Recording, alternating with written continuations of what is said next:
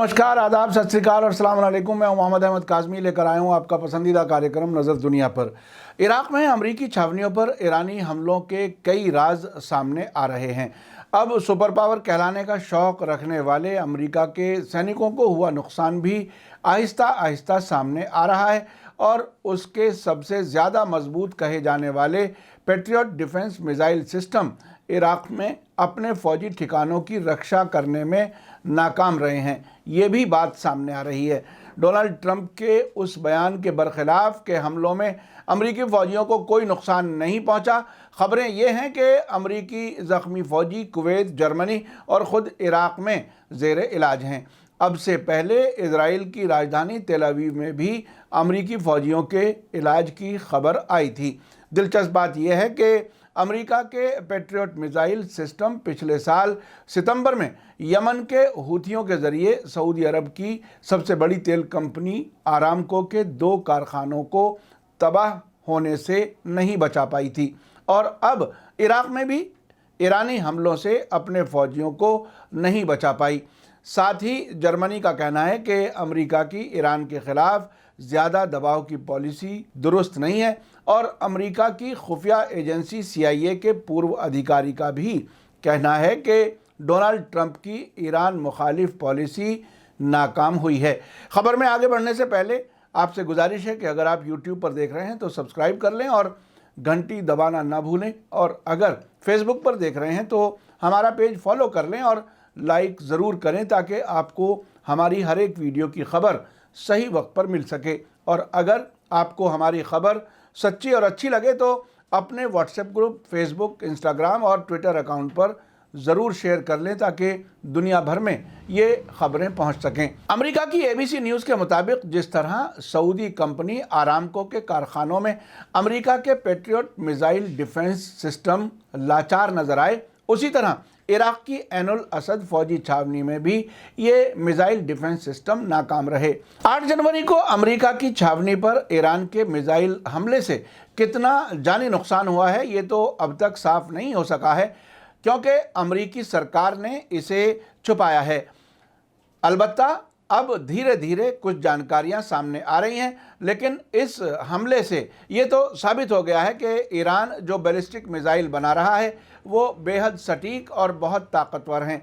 जानकारों का कहना है कि ये हकीकत में वही सीन है जो सऊदी अरब के आरामको कंपनी के कारखानों पर यमन के अंसारुल्लाह के मिसाइल और ड्रोन हमले के वक्त नज़र आया था।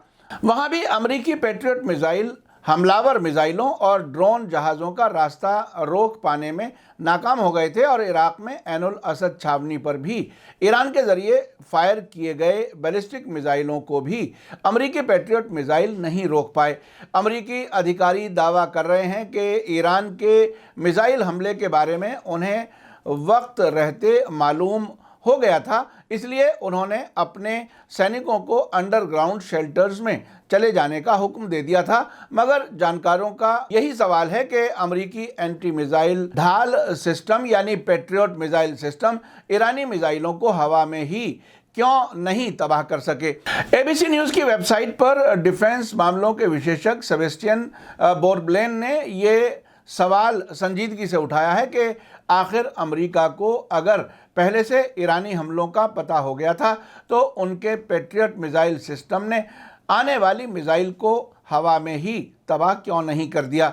अमेरिका में अपनी छावनियों को पैट्रियट मिसाइलों से लैस कर रखा है और इनकी सलाहियत के बारे में अमरीकी अफसरान बड़ी बड़ी बातें करते नहीं थकते। ये मिसाइल बैलिस्टिक मिसाइलों को इंटरसेप्ट करने के लिए लगाए जाते हैं, मगर ईरान ने अमरीका की 2 छावनियों पर मिसाइल बरसाए और यह सिस्टम उन्हें रोक नहीं पाए।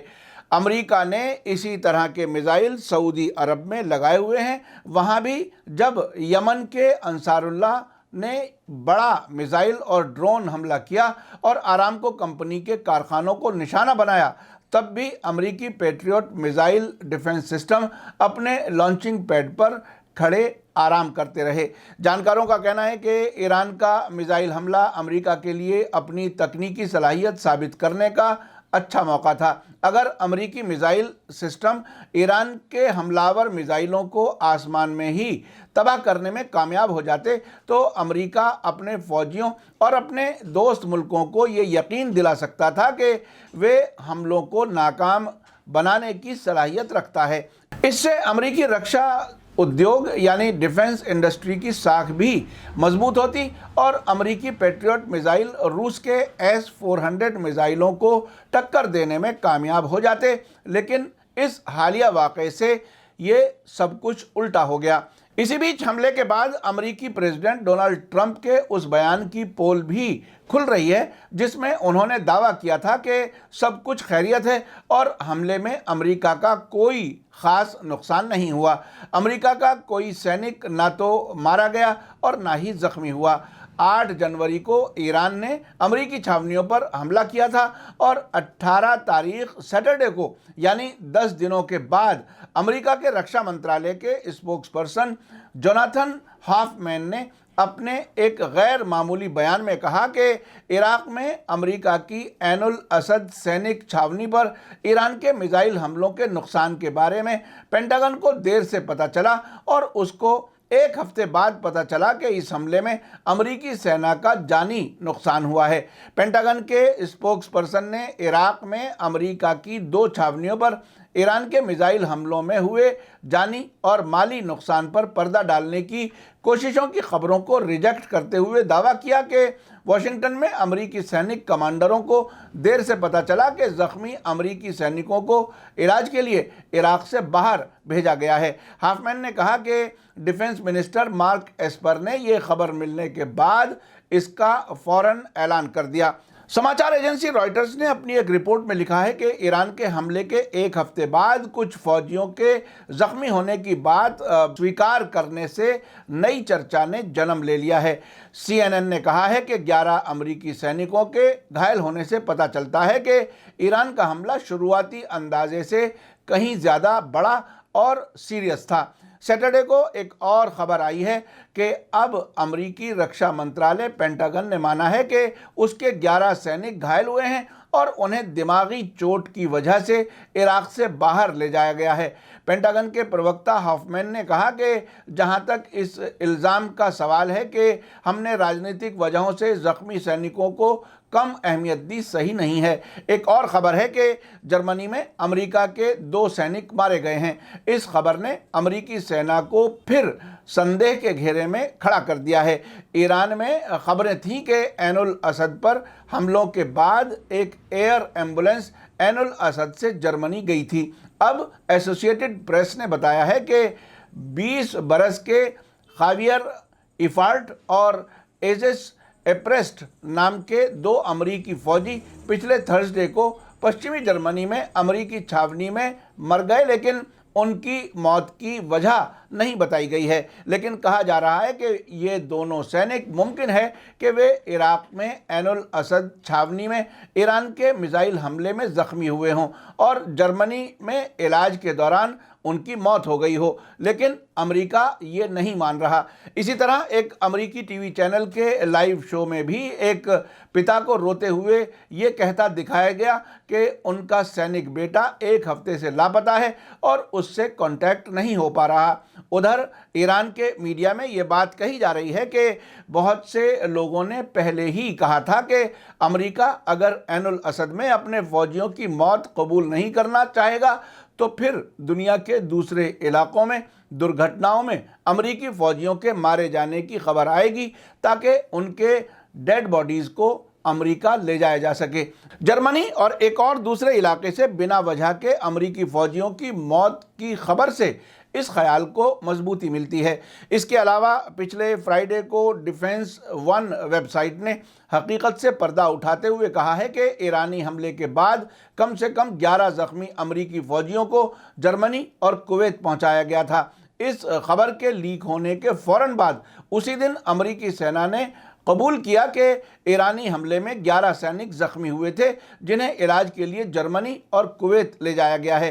19 जनवरी को कुवैत के अल क़बस अखबार ने हालात से पर्दा उठाते हुए खबर दी थी कि ज़ख्मी होने वाले 16 अमेरिकी फ़ौजियों को इलाज के लिए कुवैत के आरिफ जान इलाके में मौजूद एक मिलिट्री अस्पताल में भर्ती कराया गया है।